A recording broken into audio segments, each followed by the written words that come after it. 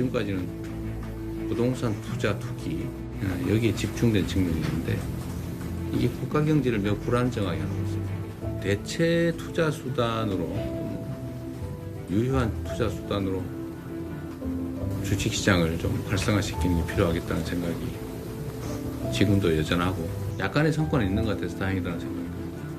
비투 투자자도 좀 늘고 있대요. 특히 청년층 중심으로. 이런 거는 좀 우려되는 면도 있으죠. 지금 들어갈까 나는 소외받았다 이런 이제 국민들 지금 만나면 주식시장 이야기를 많이 하십니다. B2도 이제 그동안은 너무 이제 나쁘게만 봤는데 레버리지의 일종으로 이제 볼 수 있다고 봅니다. 저는 그러나 이제 적정한 수준의 어떤 포트폴리오를 관리하셔야 되고 예. 리스크를 가지고 감내 가능한 수준의 그런 주식 투자가 필요하고 장기 안정적인 투자가 수익을 잘 낼 수 있게 정부가 제도적으로 여러 가지 노력을 해 나가야 되지 않을까 그렇게 생각합니다.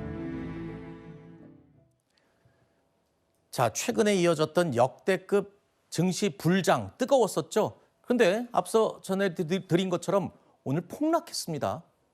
자, 이런 상황에서 금융당국이요 증시 부양을 위한 지원 사격을 계속해 왔었죠. 일단 무분별한 투자에는 선을 긋긴 했지만 조금 전에 들으신 것처럼 빚내서 투자하는 이른바 B2가 사상 최대치까지 육박한 시점에 그것도 고위 금융당국자가요. 권대영 금융위원회 부위원장입니다. B2 그러니까 신용거래 또는 이 대출을 받아서 주식에 투자하는 B2를 마치 권유하는 것 같은 느낌의 발언을 해서 논란이 일고 있습니다.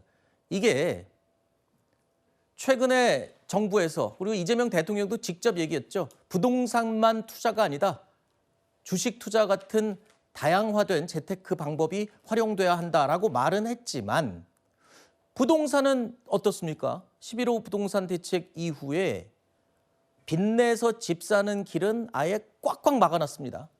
그런데 빚내서 주식 투자하는 거에 대해서는 지금 금융 고위 당국자가 이거는 일종의 투자입니다.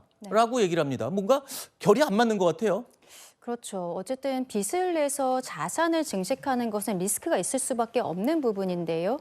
부동산에 대해서 빚을 내서 투자하는 것, 갭 투자 이런 것에 대해서는 본인들은 지금 민주당 정부의 고위공직자들 같은 경우에는 이미 그런 형태로 자산을 축적해놓고 국민들은 여기에 대해서 하면 안 된다라고 이야기를 하고 있습니다.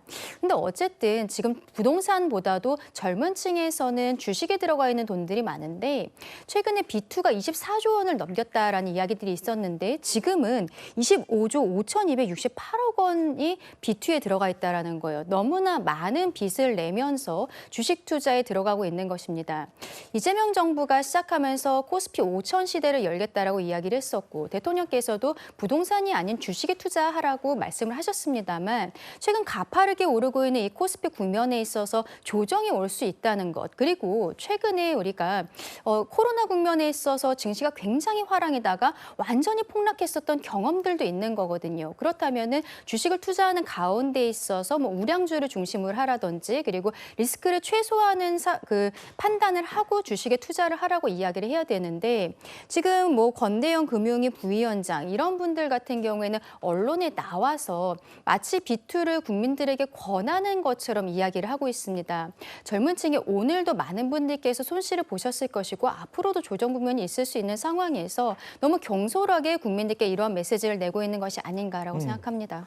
자, 일단 부동산 같은 경우에는 영끌, B2 뭐 이렇게 하더라도 일단 내가 사는 집이에요. 그래서 그 빚내서 산 집이든 대출 받아서 산 집이든 내가 들어가서 살 수라도 있지만 주식을 빚내서 투자했다가는요. 오늘 같은 폭락장에서는 정말 청산철이 돼버릴 수도 있습니다. 깡통찰 수도 있어요. 굉장히 위험한 거예요. 근데 지금 빚내서 투자하라고 지금 재촉하는 게 아니잖아요. 그러니까 네. 빚을 내서 투자하는 레버리지 투자도 있다라는 원론적 설명을 한 것이고요. 저는 방점은 이 감내 가능한 수준의 주식 투자를 하라.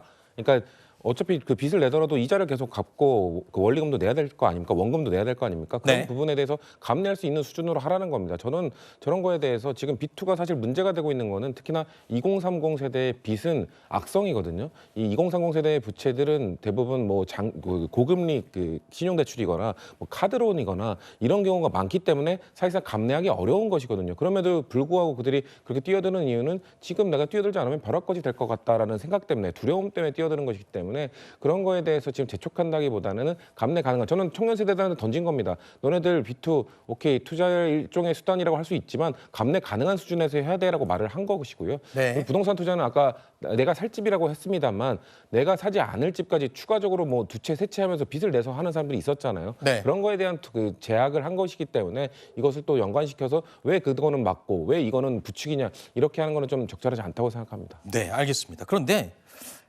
이게 뭐 주식 전문가, 금융 전문가가 그런 얘기를 하는 거는 이해가 됩니다. 충분히 그런 얘기 할 수 있어요. 레버리지 효과라고 해서 빚내서 더 많은 수익을 내는 것도 투자의 기본 개념이긴 합니다만 금융위원회 부위원장이 그런 얘기를 하는 것 자체가 좀 부적절한 게 아니냐는 지적이 지금 많습니다. 그래서 말씀을 드린 거고, 물론 또 부위원장의 이야기는 일종의 투자이다. 다만 포트폴리오를 잘 짜고 안전하게 투자를 해야 된다라는 이 전제는 붙였습니다만 얼마 전에 또 부동산과 관련된 고위공직자들의 부적절한 발언 이후에 나온 이야기여서 또 관심을 끄는 것 같습니다.